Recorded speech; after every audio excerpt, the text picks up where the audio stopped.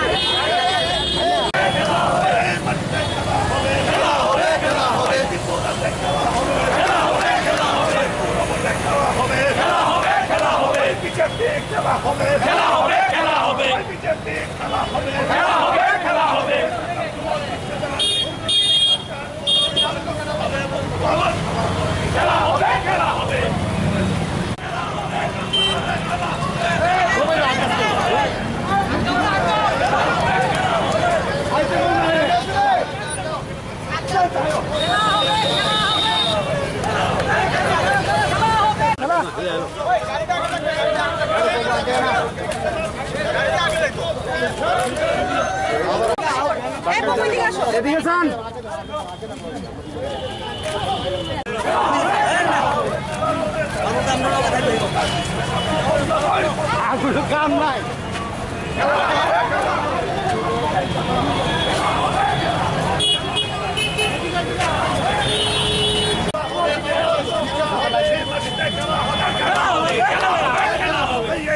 খেলা হবে পুরো খেলা হবে খেলা হবে সারা দেশে হাহাকার বদল এবার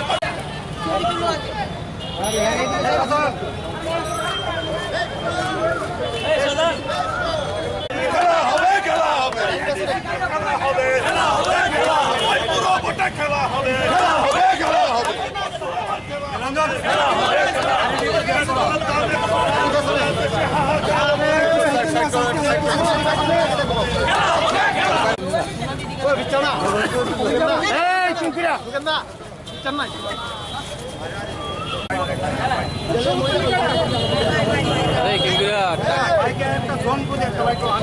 আপনারা জানেন যে সারা ভারতবর্ষে প্রত্যেকটা স্টেটে পেট্রোল ডিজেল এবং এলপিজি গ্যাস সিলিন্ডার রান্নার গ্যাসের মূল্য বৃদ্ধি হয়েছে এবং গত 1-1.5 মাসের মধ্যে অনেক টাকা মূল্য বৃদ্ধি হয়েছে এবং আপনারা আমাদের স্টেট ত্রিপুরাতে পেট্রোলের দাম আজকে 89.74 এবং ডিজেলের প্রাইস হচ্ছে 83.43 এবং রান্নার গ্যাস গতদিন এক ধাপে 75 টাকা বেড়েছে এবং বেড়ে এটা 930 টাকা এখন মূল্য বৃদ্ধি পেয়ে হয়েছে।